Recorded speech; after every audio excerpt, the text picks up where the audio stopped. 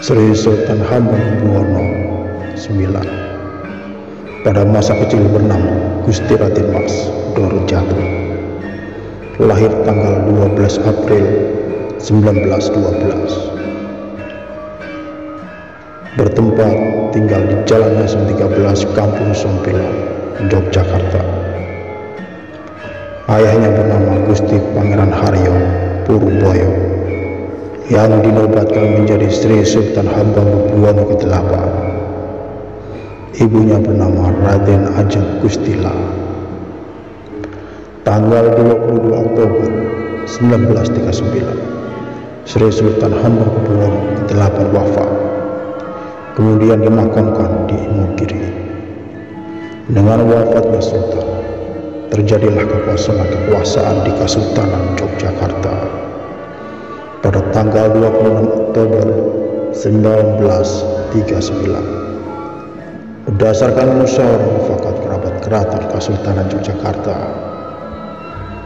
Gusti Raden Mas Dorojatun disetujui sebagai pengganti Sri Sultan Hamengkubuwono ke-8. Tanggal 18 Maret 1940, Gusti Raden Mas Dorojatun dinobatkan sebagai putra mahkota Kesultanan Yogyakarta dengan gelar Pangeran Adipati Anom Hamengkubuwono Sudibyo Raja Putra Narendra Mataram. Selanjutnya dinobatkan sebagai Sri Sultan Hamengkubuwono IX dengan gelar Sampeyan dalam ingkang sinuwun Kanjeng Sultan Hamengkubuwono Senopati Hingalaku Abdurrahman Sayyidin Panatapono Khalifatullah kaping 9. Dalam pidatonya yang pertama, Sri Sultan Hamengkubuwono IX menyatakan, sepenuhnya saya menyadari bahwa tugas yang ada di pundak saya adalah sulit dan berat, terlebih-lebih karena ini menyangkut mempertemukan jiwa barat dan timur agar dapat bekerja sama dalam suasana harmonis. Tanpa yang timur harus kehilangan kepribadiannya. Walaupun saya telah mengenyam pendidikan barat yang sebenarnya, namun pertama-tama saya adalah dan tetap orang Jawa. Maka selama tak menghambat kemajuan, adat akan tetap menduduki tempat yang utama dalam keraton yang kaya akan tradisi ini. Izinkan saya mengakhiri pidato saya ini dengan berjanji, semoga saya dapat bekerja untuk kepentingan nusa dan bangsa sebatas pengetahuan dan kemampuan yang ada pada saya. Gusti Raden Mas Dorojatun, demikian nama yang disandang oleh kota kecil.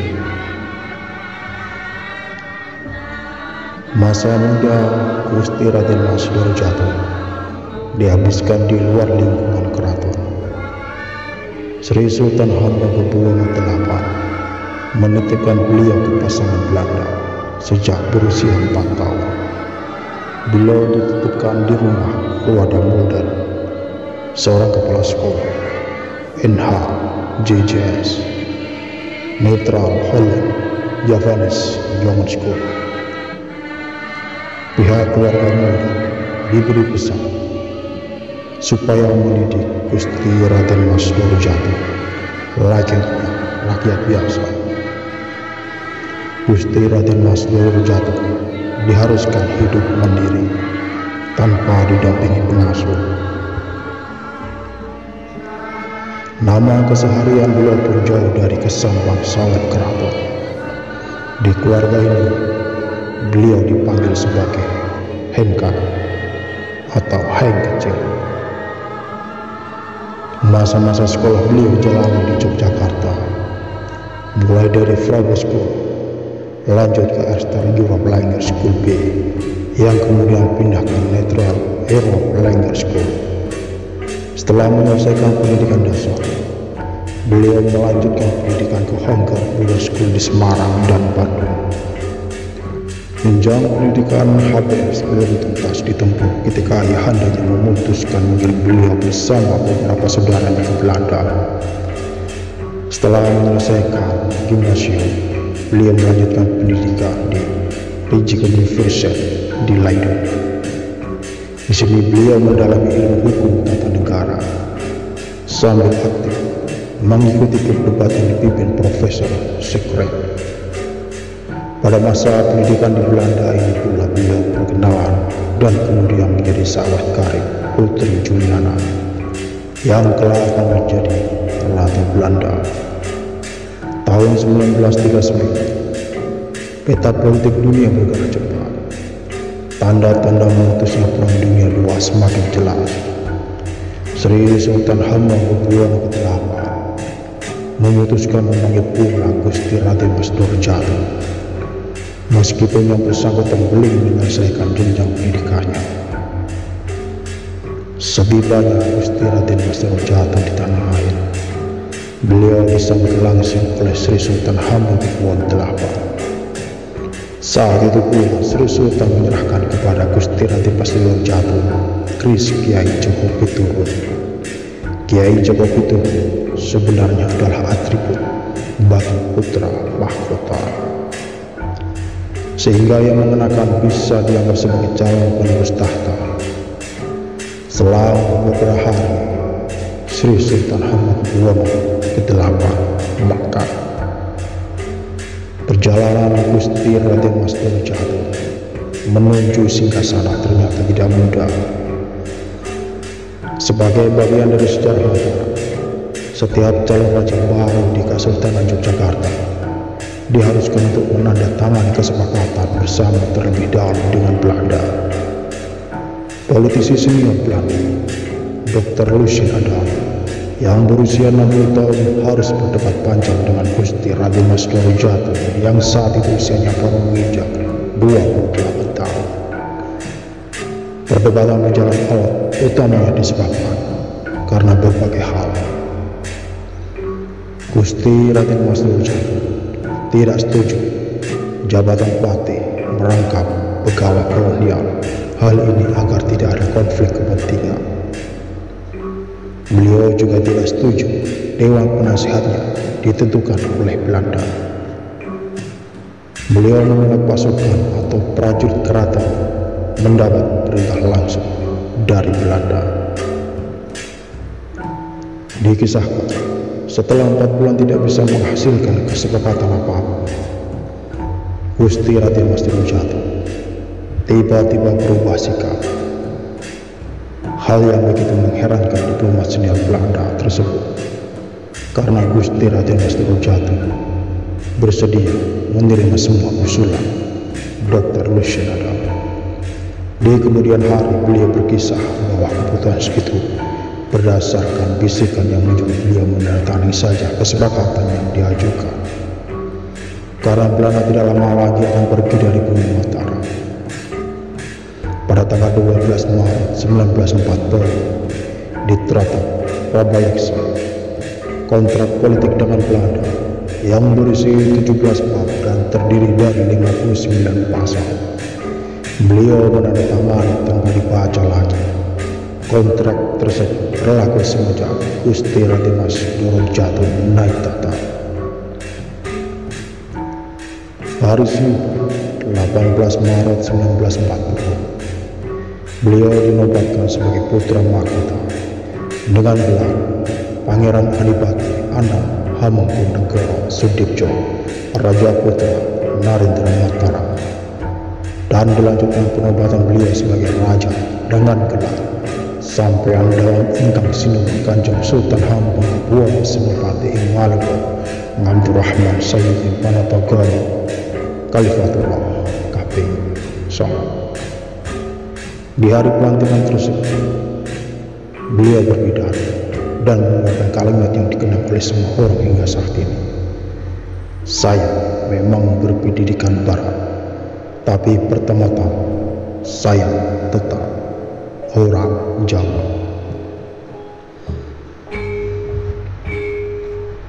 Ketika sebuah negara baru lahir di negeri ini, 17 Agustus 1945 dengan dikumandangkannya proklamasi oleh Soekarno dan Hatta.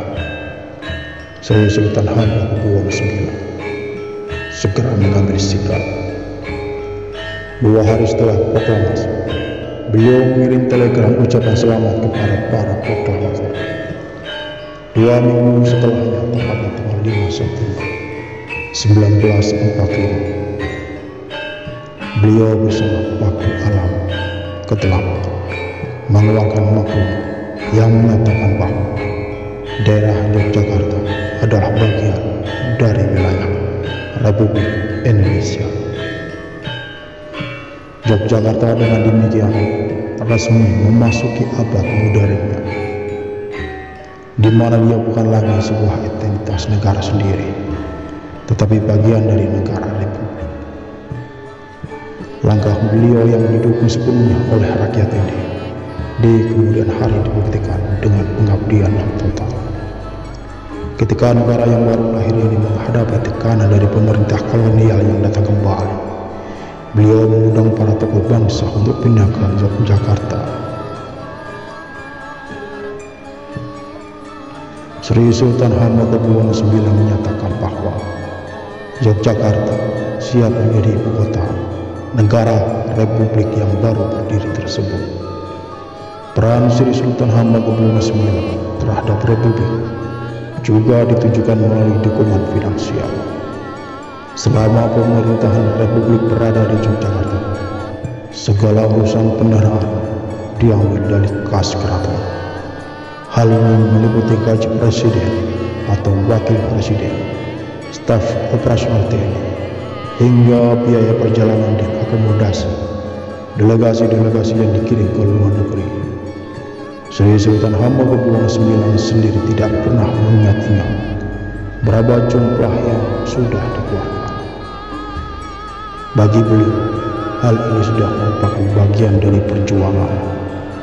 Bahkan beliau memberi amanah kepada penerusnya untuk tidak menghitung-hitung awal, apalagi meminta kembali harta keraton yang diberikan untuk republik tersebut. Pada tahun 1949, ketika Soekarno-Hatta beserta seluruh jajaran staf kabinet RI harus kembali ke Jakarta, Sri Sultan Hamengkubuwono IX menyampaikan pesan perpisahan dengan sangat berat hati. Ujarnya, Yogyakarta sudah tidak memiliki apa-apa lagi. Silakan lanjutkan pemerintahan ini di Jakarta. Demikianlah Sri Sultan Hamengkubuwono IX menjalankan sabda Pandita Ratunya sesuai telegram yang beliau kirim 2 hari setelah proklamasi, bahwa beliau sanggup berdiri di belakang pimpinan Paduka yang mulia. Sejarah mencatat bahwa perjuangan Indonesia menuju bentuknya saat ini mengalami fase-fase sulit. Di ujung badannya era Orde Lama, ketika Soeharto mengambil alih kendali pemerintahan, kepercayaan negara-negara dunia kepada Indonesia sedang berada di titik rendah. Tak satu pun pemimpin dunia yang mengenal Soeharto. Indonesia sebagai negara juga sedang dijauhi karena sikap anti asing yang sangat kuat di era akhir Orde Lama. Di saat seperti ini, Sri Sultan Hamengkubuwono IX pun menyisingkan lengan bajunya keliling dunia untuk meyakinkan para pemimpin negara-negara tetangga bahwa Indonesia masih ada dan beliau tetap bagian dari negara itu. Dengan demikian, kepercayaan internasional pelan-pelan dapat dipulihkan. Seiring perjalanan Republik Indonesia sebagai negara, Sri Sultan Hamengkubuwono IX telah mengabdikan diri dalam berbagai posisi. Selain menjadi pejuang kemerdekaan, Sri Sultan Hamengkubuwono IX tercatat sebagai Menteri Negara dari era Kabinet Syahrir 2 Oktober 1946 sampai 27 Juni 1947 hingga Kabinet Hatta 19 Januari 1948 sampai dengan 4 Agustus 1949. Di masa Kabinet Hatta dari tanggal 4 Agustus 1949 sampai dengan 20 Desember 1949 hingga masa Ris di tanggal 20 Desember 1949 sampai dengan 6 September 1905. Beliau menjabat Menteri Pertahanan dan menjadi Wakil Perdana Menteri di era Kabinet Nasir di tanggal 6 September 1950 sampai dengan 27 April 1951. Beliau masih terus menjabat berbagai jabatan di tiap periode hingga pada tahun 1973 menjadi Wakil Presiden Republik Indonesia yang kedua. Jabatan tersebut dimulai sampai pada tanggal 23 Maret 1978 ketika beliau menyatakan mengundurkan diri. Selain berperan di bidang politik, Sri Sultan Hamengkubuwono IX juga ditetapkan sebagai Bapak Pramuka Indonesia. Khusus mengenai kepanduan ini, beliau menyandang medali Bronze Wolf dari organisasi resmi World Scout Committee sebagai pengakuan atas sumbangsi seorang individu kepada kepanduan Indonesia. Tepat tanggal 2 Oktober 1988 ketika beliau berkunjung ke Amerika, Sri Sultan Hamengkubuwono IX menghembuskan napas terakhirnya di George Washington University Medical Center. Beliau kemudian dimakamkan di kompleks pemakaman raja-raja di Indogiri, diiringi oleh lautan massa yang ikut berduka.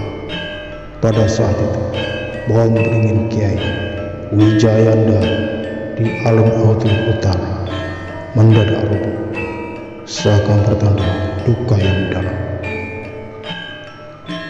Berdasarkan surat keputusan Presiden Republik Indonesia nomor 053/TK/tahun 1990 pada tanggal 30 Juli 1990 atas jasa-jasa beliau kepada Negara Kesatuan Republik Indonesia, Sri Sultan Hamengkubuwono IX dianugerahi gelar Pahlawan Nasional.